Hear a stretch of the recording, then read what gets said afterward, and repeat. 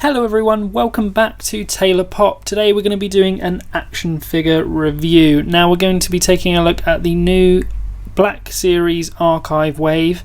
We're going to be looking at the Deathtrooper from that wave. Now the Deathtrooper is a re-release of the same Deathtrooper from the old school box Black Series line, so it's not a new figure, but it's great to have it re-released so that more are in circulation, because I'm glad I could get my hands on one. So we're going to jump into it now. Let's start with what you get in the box. So it is going to come with two blasters. You're going to get a blaster rifle and a sidearm blaster pistol. Now the blaster pistol is just solid grey, little bit of detail. It's the kind of pistol that typically like the captains and stuff like that carry, or you know, commanders on the Death Star, that sort of thing. It's not fantastic because it's just single coloured, you know, it's just grey, so a little bit disappointed there, but again I can come in and weather that if I want to, and that'll make it look a little bit nicer. In terms of a sidearm though, it is nice to have it, so not too big a problem there. Now with the blaster rifle, this is the iconic Deathtrooper blaster rifle, and as you can see, it's got lots of detail and they've captured it well. I'm not going to argue with that.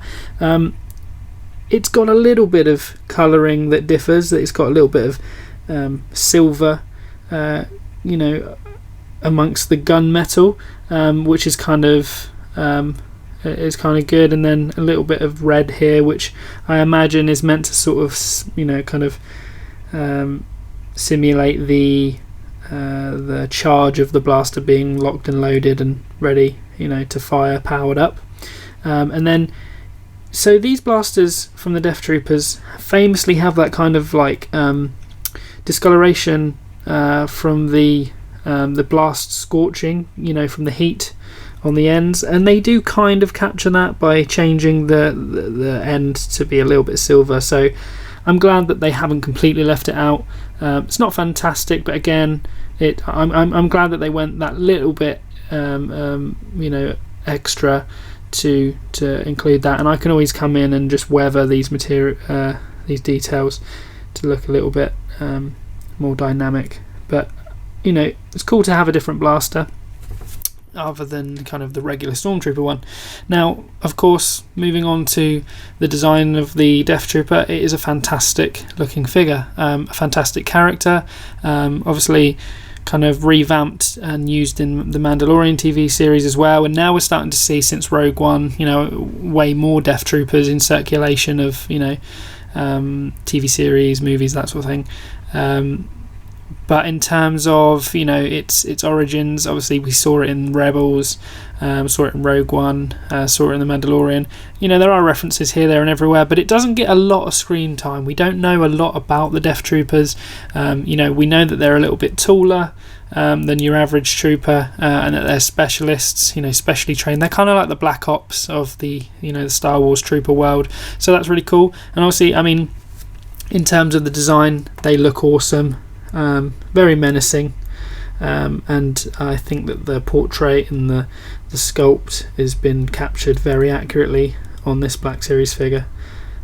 Just looks awesome. I mean, we'll get into it of you know, what I think about everything all told, you know, like the look, the articulation, how you know, how posable and how versatile the character and the figure is, but starting with kind of the look, I mean, for the most part it's just the black mould, so obviously paint application they haven't had to kind of keep within the lines as much, but in terms of where they have had to paint, like, you know they've done well in my opinion. You know, the silver clasps connecting the chest plate of the armour, the helmet's paint application is really good.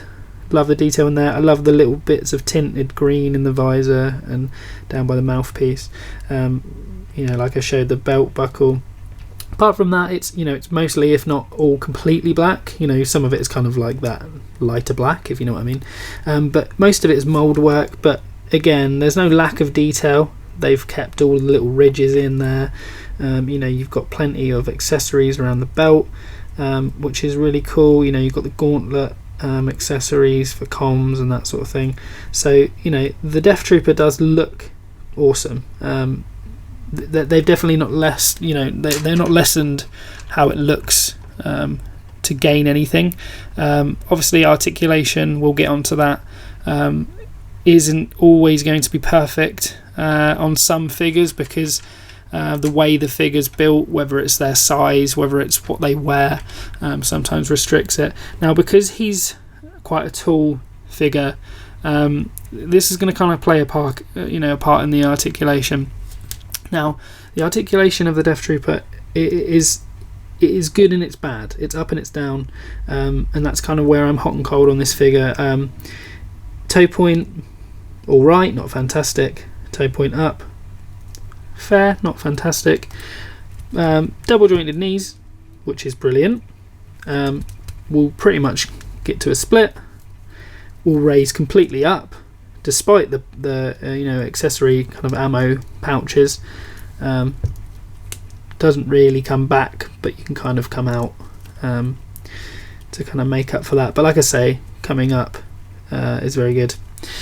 Not much in the hips, and basically what they've got is it's a two-part torso. So this first part here, the lower part of the torso, doesn't actually move, but the top part of the torso does. So for example, if I wanted to twist him round, I can't twist him from the bottom of the torso, I can only do it from the top of the torso. Now it's good and it's bad. To a degree, it's good because you don't lose the articulation in that sense, but it does kind of look a little bit odd that his lower torso doesn't twist. But again, you've got to take what you're given, and there's got to be some liberties. You've got to give a little to get a little, and obviously for them to achieve the overall kind of look and articulation of the figure, some of the stuff has to be worked in, because it's a taller body. It needs that sort of trunk in the middle, otherwise it become a little bit gangly, because obviously it's a taller figure as 6-inch figures go. So in terms of hips, nothing nothing at all, unless we're kind of considering this to be the kind of hips with the chest. Chest plate is set, it's not loose, but to be honest, he will completely 180. So that's something kind of helps you with more dynamic poses, having that articulation there. In terms of the arms though, a nice wrist curl.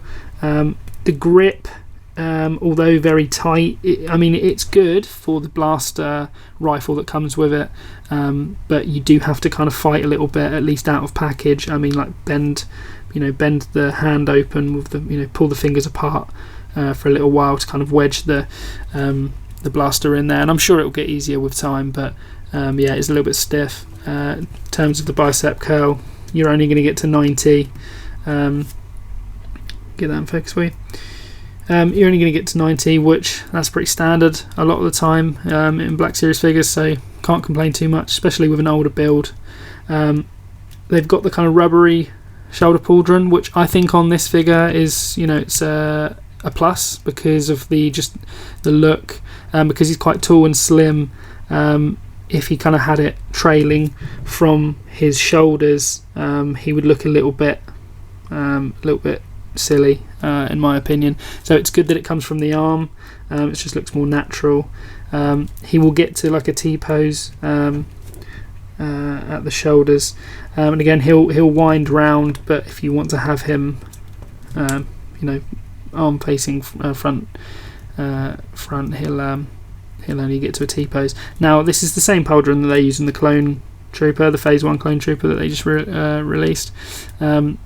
So this is something that they had used before, and obviously they made it work on this one, so obviously that's why we're kind of seeing it on the Clone, is that for certain builds like the Clone Trooper is a little bit slimmer than your regular Stormtrooper. They're a little bit more stocky, so that's kind of why they do that, I think. In terms of the head, now, if I get this in focus for you, although he will spin round 360, of course he's never going to naturally actually do that. Side to side, you get nothing. That's it. Back, you really don't get much in terms of looking up, but to be fair, because he's a taller trooper, you know, it's not that egregious. In terms of looking down, he will look down quite a bit, and because of the arc of his, you know, his helmet on the bottom there, it kind of makes it look like he's got a lot bigger of a look down than he does. But again, it is at least key that he can look down this much, because it means that when he's towering over a different character, he can actually look down and look them in the face. For example, for a shot, you know, for me, if I'm doing some toy photography and I'm trying to line up a shot and it looks like people are trying to make eye contact or look at a target, if he can't look down whilst talking to someone and he's looking over the top of them, that's not really what you want. So it's good there. In terms of the versatility, I mean, you know, it's Deathtrooper, it's another Stormtrooper, and Stormtroopers are just the most versatile character in the Star Wars universe, in my opinion. You can't really go wrong with them. And although they don't get a lot of screen time a lot of the time, Deathtroopers obviously is something that we'd love to see more of. So you can always put them in your scenes and your displays, and I think they really fit. In terms of his little holster for the blaster pistol, it is a strange one. It's not your typical holster. It's kind of like a rubber just hoop that it can the blaster can go through. Now, I'm not entirely sure if it's screen accurate. I know that he as a character kind of doesn't have a regular holster. From my memory, he has kind of like an attachment that allows the pistol to kind of hang off the hip freely, but I'm not sure if it looked like that. But obviously, when it comes to action figures, you know, you can't always achieve everything that you can in a normal 1-to-1 scale. Sometimes things just have to be made to work.